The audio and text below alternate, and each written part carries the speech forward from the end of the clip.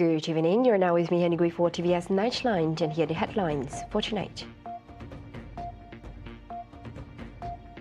Sarawak is set to attract 1.5 billion US dollars in foreign investment from two major Japanese companies. Sultan Ibrahim emphasized that federal awards are reserved for deserving individuals and are not for sale. On global updates, a rock fall at the limestone quarry in Indonesia has killed 18, with 7 still missing.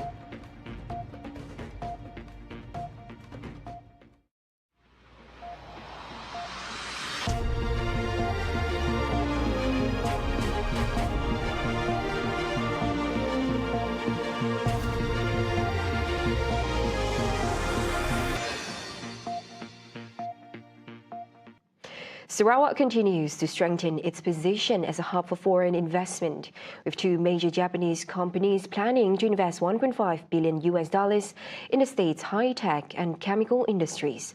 According to a statement by the Ministry of International Trade, Industry and Investment, MINTRID, discussions surrounding these two high-impact projects are currently in the planning phase. The statement further stated that Sarawak Deputy Premier Datuk Amar Awang Ali Hassan, who led the delegation in meetings with key Japanese investors, discussed several initiatives, including a 435 million US dollars project by Japan's Tokuyama Corporation in collaboration with South Korea's OCI Company Limited to establish a semiconductor-grade polysilicon production facility. This project is set to position Sarawak as one of the only 5 locations globally with high-performance semiconductor manufacturing capabilities. Another planned investment involves a consortium of Japanese companies in the chemical sector with an estimated value of 1 billion US dollars. Feasibility studies and site assessments are currently underway, and the Sarawak government has pledged to expedite approval processes to support timely investment decisions. Both investments are aligned with the PCDS 2030, which emphasizes economic prosperity, social inclusiveness, and environmental sustainability. The Besta Festival, celebrated by the Melanau Dalat community, will be documented and preserved at the Melanau Heritage Gallery to safeguard its unique customs, traditions and beliefs, while serving as a space for cultural education and appreciation.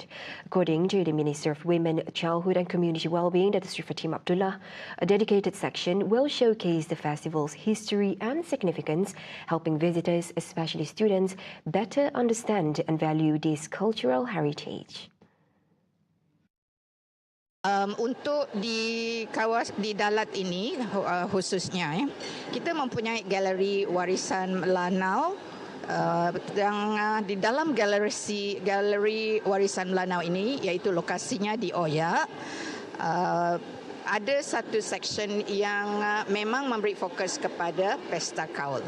Jadi ini adalah satu usaha kita untuk memastikan pesta kaul ini dapat didokumentasi, dapat dipertonton, dapat dipelajari oleh orang yang datang melawat galeri warisan Melanau ini, terutama yang kita galakkan ialah kanak-kanak yang daripada tadika sampailah yang di institusi pengajian tinggi. She said this during the official launch of the Pesta Kaul Sungai Kut Muara in Dalat on Monday. She further explained that Pesta Kaul is not just a cultural celebration, but a sacred ritual symbolizing gratitude for blessings and prayers, protection and well-being from the river garden spirit Ipok Sungai. The festival, which is closely associated with the Melanau community, reflects a rich tradition of cultural diplomacy handed down through generations. She stressed that it is vital to pass this heritage on to future generations without compromising religious values.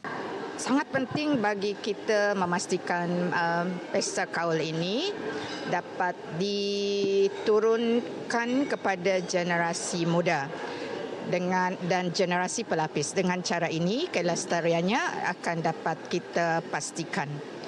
Dan kelestarian pesta kaul ini penting sebab ianya sinonim dengan kaum Melanau. Sebut kaum Melanau, jadi orang akan ingat pesta kaul. This year's Besta Kaul featured the sacred ritual of Sarahang, a ceremonial offering carried out in Sarahang, a decorated basket filled with puff rice, yellow glutinous rice, betel leaves, and areca nuts, paraded on boats during the Sararang and Rabong ceremonies, and brought to the Tugik at the river estuary. More than 1,500 residents from Sungai Kut, Muara and surrounding villages gathered to celebrate the annual event held every June 2nd.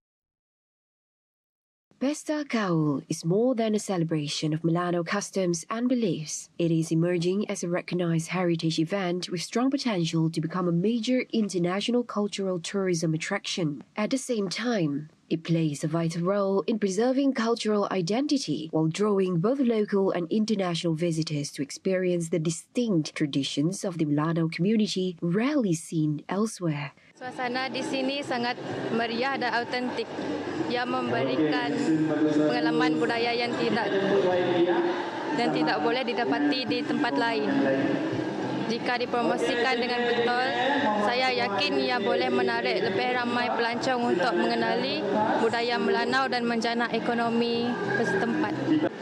Pesta Kaul adalah bukan untuk sambutan di kalangan ramai, tapi adalah satu generasi untuk berkongsikan daripada zaman dahulu.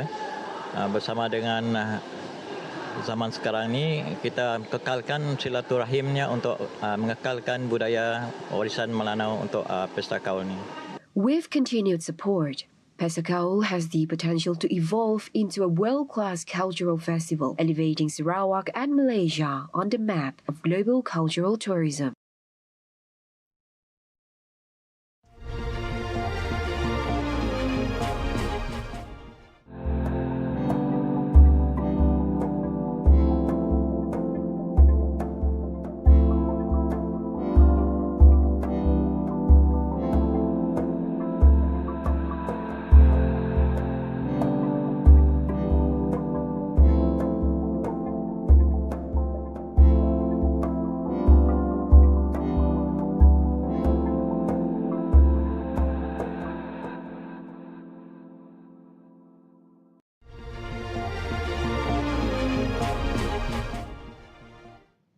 Hello there and welcome back.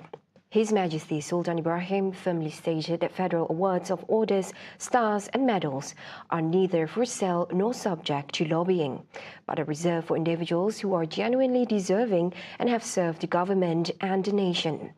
The King said that while the government has established criteria for consideration, each nominee will be personally assessed by him. Mengikut telik pandang saya, hanya individu yang telah lama berkhidmat dan berjasa kepada kerajaan atau yang telah mengharumkan nama negara wajar untuk diperkenankan. Memang setiap tahun tidak banyak yang melepasi syarat tersebut. Walaupun ada pihak yang cuba melobi saya, tidak akan layan. In this regard, the King said that the successful recipients today should appreciate and be proud of the awards they have been bestowed with. Sultan IBRAHIM said this at the investiture ceremony for 2025 held in conjunction with the official birthday celebration of the King at Istana Negara on Monday. Also present at the ceremony was Her Majesty Raja Zarith Sofia, the Queen of Malaysia. Present were Prime Minister Datuk Seri Anwar Ibrahim and his wife, Datuk Seri Dr. Wan Aziza Wan Ismail, Communications Minister Datuk Fahmi Fadzil and Cabinet Ministers. Meanwhile, the King also expressed his gratitude to the entire nation for the wishes and prayers that always accompany him in every step he takes in carrying out his duties and responsibilities as the head of state. Malaysia remains steadfast in navigating global challenges and continue to serve as a catalyst and leader in regional diplomacy through its ASEAN 2025 chairmanship. According to Prime Minister Datuk IBRAHIM, Malaysia's inclusive approach has paved the way for multilateral cooperation across various sectors, including trade, green technology, food security, and regional peace. He noted that the recent ASEAN summit was the most successful in the bloc's history, marking the first time Malaysia, as chair, brought together 3 global regions in a united effort to stimulate economic growth and regional cooperation. Sidang Kemuncak ASEAN pada kali ini adalah yang terbaik dalam sejarah ASEAN.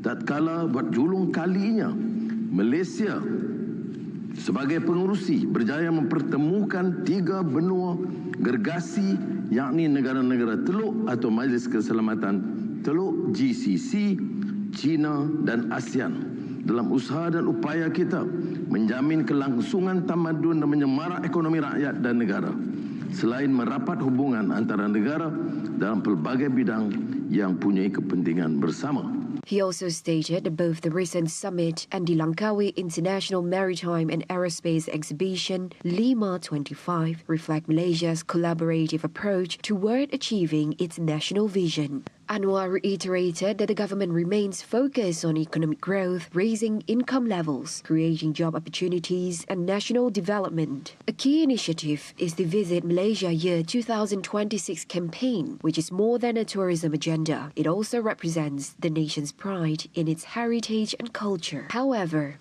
he stressed that this vision cannot be achieved without national stability and unity, which are essential foundations for progress. Dalam dunia yang cepat berubah dan syarat cabaran, perpaduan bukan pilihan, ia adalah kemestian dan keperluan. Justru segala usaha memperkukuh integrasi nasional akan terus diperkasa demi memastikan tiada sesiapa pun terpinggir dalam perjalanan menuju masa depan yang lebih baik dan gemilang.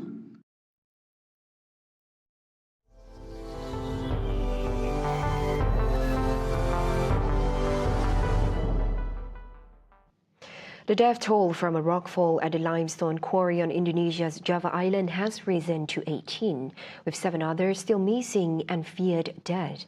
On Friday morning, workers and heavy equipment were buried when rocks suddenly fell at the mining site in Cirebon, West Java province. The rockfall also injured at least 12 people. According to local authority, 1 more body was recovered today, bringing the total death toll to 18, while the missing are presumed dead. Rescuers have deployed excavators and rescue dogs to locate the remaining victims, but the operation is complicated and dangerous due to unstable rock structures. And although the local company overseeing the mine was legally registered, West Java Governor Dedi Mulyadi criticized the inadequate safety standards. He ordered the mine's permanent closure following the incident. This marks the second collapse at the quarry following a similar event in February. Wrapping up the Nightline, China has firmly rejected U.S. accusations that it had violated a recently negotiated tariff agreement as renewed tensions between the world's 2 largest economies began to surface. Last month, Washington and Beijing agreed to a 90-day reduction in mutual tariffs following trade talks in Geneva. However, U.S. officials have since accused China of stalling on the deal's implementation. In response, China's Ministry of Commerce issued a statement denying the allegations, calling them baseless and contrary to the facts. The ministry emphasized that China has been sincere in carrying out the agreed terms and has consistently worked to protect its rights and interests. The ministry also criticized recent U.S. actions, including export restrictions on AI chips, limits on chip design software sales, and the revocation of Chinese student visas. The ministry urged Washington to reverse what it described as wrongful measures and to uphold the Geneva Consensus. Failing that, China said it would take further decisive steps to defend its legitimate economic interests. Those were the updates on TVS Nightline. I'm Handigui. Thank you for watching. Have a good night and selamat hari gawai. Gayu guru, gerai nyamai.